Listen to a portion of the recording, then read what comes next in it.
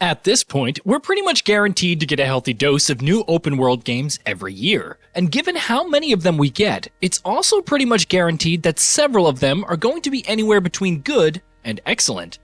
2022 is no different in that regard, and from its first months right up until its last, it delivered a number of games that were set in massive open maps that were always a joy to explore. Here, we're going to talk about this year's open world titles that impressed us more than all the others, and then pick one of them as the best of the lot. Note, the nominees and winner were decided by an internal vote held among the entire Gaming Vault staff. Nominees: Pokemon Legends Arceus. 2022 was a big year for Pokemon, seeing not one, but two new releases that reinvented the series' long-established formula, with the introduction of proper open-world settings. Right at the beginning of the year, we got our first taste of that with Pokemon Legends Arceus, and it was almost everything that series fans had desperately been craving for several years by that point. Split across multiple large maps, Legends World was an excellent setting of a game, thanks in large part to the very unique flavor lent to it by the game's period setting and all the changes that brought along with it. No, it's not the most populated open world that you'll ever see in a game, but finding hidden areas and interesting points of interest and coming across new species of Pokemon that you had not yet caught didn't lose its luster right until the very end of the game. Pokemon Scarlet and Violet. Following up several months later on Pokemon Legends Arceus' successful switch to an open-world formula, we got Pokemon Scarlet and Violet. The series' Gen 9 titles obviously launched with a litany of technical issues that drew plenty of justified criticism, but on the open-world front in particular, the RPG duo impressed. Unlike Legends, Scarlet and Violet's map is one giant seamless world, with nearly all of it being open to you very early on in the adventure. The level of freedom it affords the players in where they want to go and what order they want to tackle objectives in is unprecedented for the series, and the fact that all of that real estate is populated by genuinely engaging and addictive content also obviously elevates it to another level. We can only hope that the series continues to build on this, because these are some highly impressive foundations. Elden Ring. Very few open-world games can claim to have genuinely good world design. Paradoxically enough, most rely on crutches like markers and the HUD to guide players through their expanses. Very few open worlds rely on actual organic design, and fewer still do it well. Elden Ring is one of the small number of open world titles that does both, and boy does it really commit to doing more so. More than perhaps any other open world game before it, this one is reliant on its core design and geography to guide its players. From Software's penchant for incredible level design is on full display here, except now, instead of being applied to specific areas or dungeons, it is applied to a whole, massive world, which doesn't dilute its quality or variety in the slightest in spite of its size. Honestly, that right there should be enough to sell you on what an astonishing achievement the open world of the Lands Between really is. Horizon Forbidden West. Guerrilla Games impressed us with its first open-world outing in 2017's Horizon Zero Dawn, and sure enough, its sequel lived up to its high expectations and effortlessly delivered an even better experience. Horizon Forbidden West boasts a staggeringly large map, but more than its size, what impresses us is how it manages to maintain a high level of consistency across all of that real estate. Not only in terms of the beauty and variety of the locations it encapsulates, but also the engaging content that populates the world.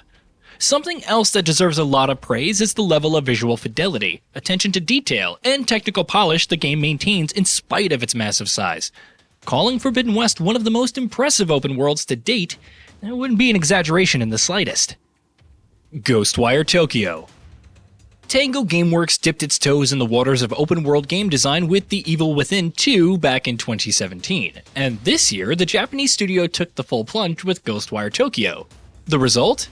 Well, not as good as 2017's survival horror title, but impressive enough in its own right, nonetheless. Ghostwire Tokyo's map can feel a little empty, and many of its activities suffer from generic design, but it shines in other areas. The atmosphere, for instance, and how effectively it sells the idea of an eerie Tokyo that's suddenly become devoid of any and all signs of life. Then there's the traversal, and how consistently enjoyable it remains to zip and fly and run through the empty streets of the city throughout the experience. It might not be groundbreaking, but fans of open-world games will still find plenty to love here. LEGO Star Wars: The Skywalker Saga.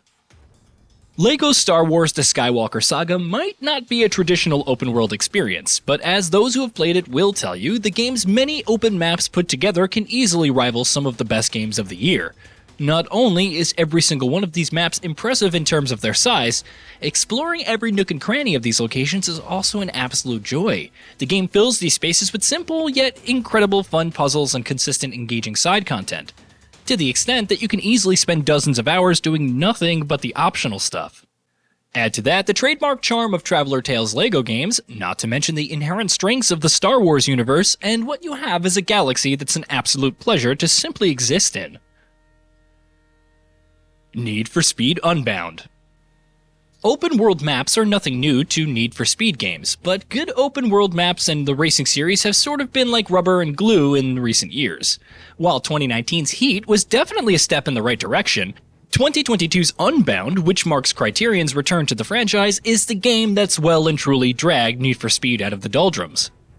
Lakeshore City in particular is one of the stars of the show, as a map that's densely packed with immaculately designed events, races, and side activities that might not be out of the box, but exhibit an incredible understanding of what make games like this tick.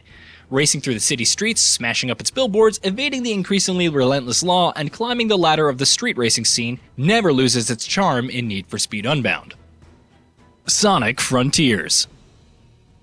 For die-hard fans of Sonic the Hedgehog, it's no surprise that the switch to open-world design has brought about a reversal in fortunes for the franchise mainline games. This is what so many Sonic fans have been asking for so long after all. Is Sonic Frontiers perfect? Well, no, not even close, but in spite of its many issues and rough edges, it's still an inherently fun platformer that remains consistently enjoyable in spite of itself. Open world and Sonic gameplay are an excellent mix, and that core aspect of gameplay elevates the entire experience in so many ways. Hopefully, with further refinements and improvements in the future, successive entries will continue to build on Frontier's considerable strengths. Dying Light 2: Stay Human. There's several ways to make an open world map stand out. It can be incredibly massive, and it can be packed full of content. It can sport impressive environmental variety.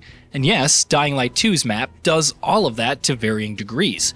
What really makes it shine, however, is how effectively it's built around the game's core gameplay foundations, the parkour. Just like its predecessor, Dying Light 2's world works overtime to highlight and uplift the incredible parkour mechanics. From well-placed handholds to structures that are packed densely together to networks of zip lines and more, getting from point A to point B is always an absolute blast in this game, in a way that almost no other open-world games has ever managed. For that reason alone, Dying Light 2 deserves special praise. Winner: Elden Ring. It usually takes developers multiple cracks at open-world game design before they finally get it right, and often even that's not enough. But the folks at From Software, being the absolute masters of the craft that they are, hit the ball out of the park, and then some, with their very first go at it.